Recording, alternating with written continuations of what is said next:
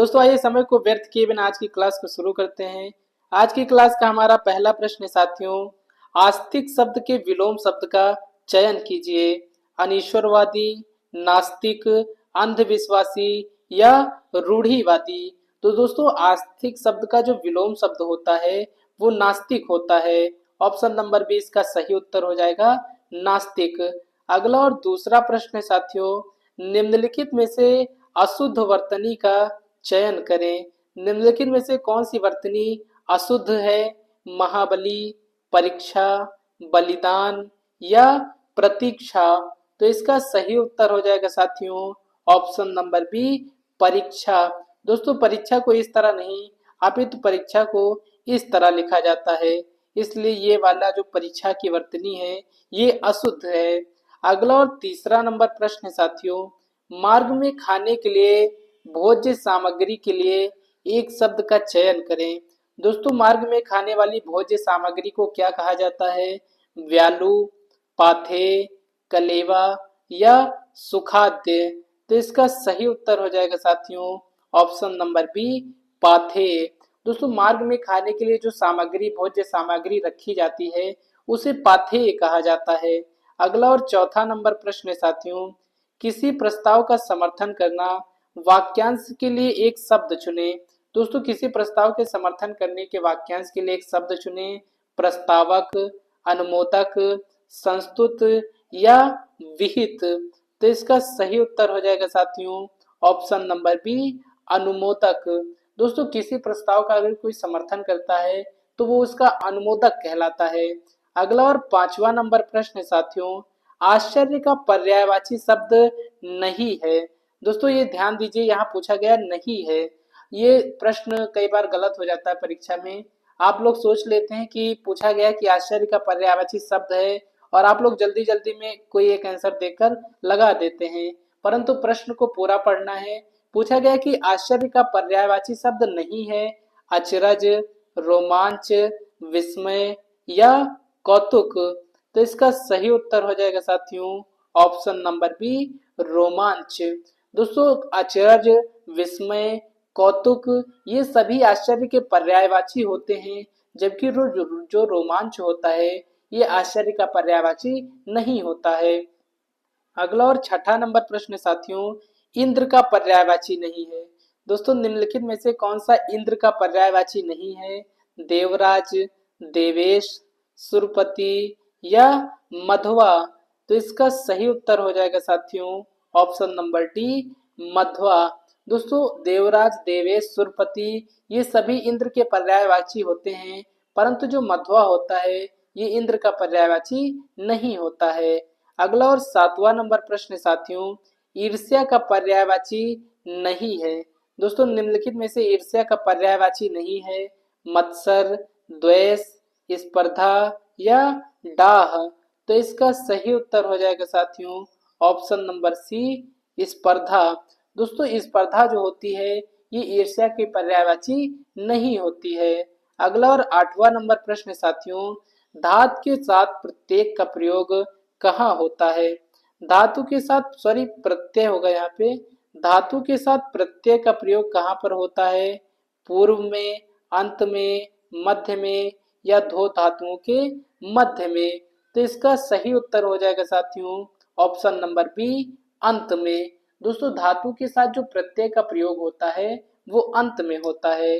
अगला और नौवां नंबर प्रश्न साथियों, मैं सो चुका हूँ इस वाक्य में भूतकाल का कौन सा भेद होगा?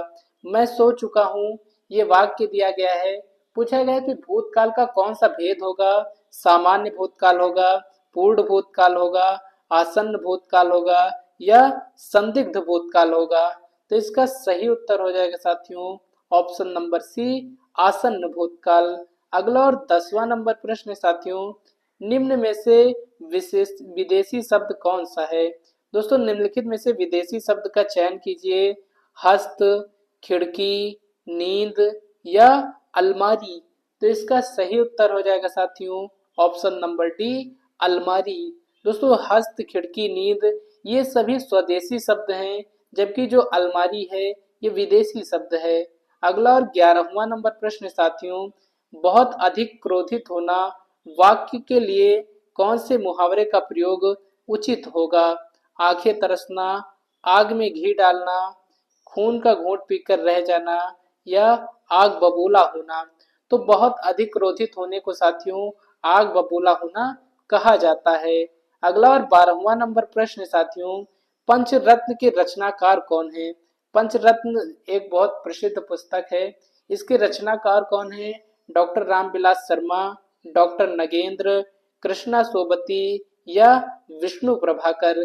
तो इसका सही उत्तर हो जाएगा साथियों option number A, doctor Ramvilas Sharma. दोस्तों आवारा मसीहा जो है ये विष्णु प्रभाकर की बहुत ही प्रसिद्ध रचना है। अगला और 13वां नंबर प्रश्न साथियों, सुनार शब्द में प्रयुक्त प्रत्यय कौन सा है? रा, नार, आर या इनमें से कोई नहीं। तो इसका सही उत्तर हो जाएगा साथियों ऑप्शन नंबर बी, नार। दोस्तों सुनार शब्द में प्रयुक्त जो प्रत्यय है वो नार है। अगला और 14 नंबर प्रश्न साथियों, हाथ पसारना मुहावरे का अर्थ क्या होता है? मांगना, विस्तार करना, देना या लेना होता है। तो इसका सही उत्तर हो जाएगा साथियों ऑप्शन नंबर ए, मांगना। दोस्तों हाथ पसारना अर्थात मांगना होता है इसका अर्थ। अगला और 15वां नंबर प्रश्न साथियों, अंतिम का विलोम शब्द के चयन करें। अंतिम के विलोम शब्द का चयन करें। प्रथम, प्रारंभ, आदि या इति। तो इसका सही उत्तर हो जाएगा साथियों ऑप्शन नंबर ए, प्रथम। अगला और 16वां नंबर प्रश्न साथियों, अमृत का पर्यायवाची शब्द नहीं है। निम्नलिखित में से कौन सा अमृत का पर्यायवाची शब्द नहीं है? पीयूष, सुधा, सोम या जल। तो इसका सही उत्तर हो जाएगा साथियों ऑप्शन नंबर डी, जल। दोस्तों पीयूष, सुधा, सोम ये सभी अमृत के पर्यायवाची होते हैं, जबकि जो जल होता है यह अमृत का पर्यायवाची नहीं होता है।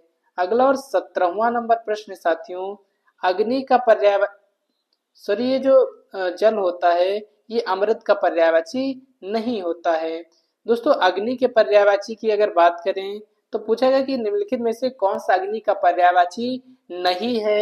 अनल, पावक, दाहन या आग। तो इसका सही उत्तर हो जाएगा साथियों ऑप्शन नंबर सी, दाहन। दोस्तों जो दाहन है ये अग्नि का या आग का पर्यायवाची नहीं है, और बाकी जो अनल, पावक, आग, हुताशुन ये सभी अग्नि के पर्यायवाची माने जाते हैं। अगला और 18वां नंबर प्रश्न साथियों, वर्धमान का प्रत्यय क्या है? वर्धमान में प्रयुक्त प्रत्यय क्या है? ना, आ, आन या मान। तो इसका सही उत्तर हो जाएगा साथियों ऑप्शन नंबर डी, मान। अगला और 19वां नंबर प्रश्न साथियों, उत्पाद का उपसर्ग क्या है? दोस्तों पूछा गया कि उत्पाद का उपसर्ग क्या है? आत, उत, आ या उपरोक्त में से कोई नहीं। तो इसका सही उत्तर हो जाएगा साथियों ऑप्शन नंबर डी, इनमें से कोई नहीं। देखिए यहाँ पर उत हो सकता था, परंतु यहाँ पर आधेयता का प्रयोग होगा। अगर ये ऑप्शन में दिया होता तो सही होता, परंतु ये उत गलत है। ऑप्शन नंबर डी इसका सही उत्तर हो जाएगा, इनमें से कोई नहीं। अगर ऑप्शन में ये उत्तर दिया होगा तो सही हो जाएगा। अगला और आज की क्लास का अंतिम प्रश्न साथियों, बादलों के समूह को क्या कहते हैं? दोस्तों बादलों के समूह को क्या कहा जाता है? राशि, गुच्छा, घटा या अंबार। तो इसका सही उत्तर हो जाएगा साथियों ऑप्शन नंबर सी, घटा। दोस्तों आज के इस वीडियो में फिलहाल इतना ही। कल फिर से मिलेंगे एक नई वीडियो के साथ। तब तक के लिए जय हिंद, जय भारत साथियों।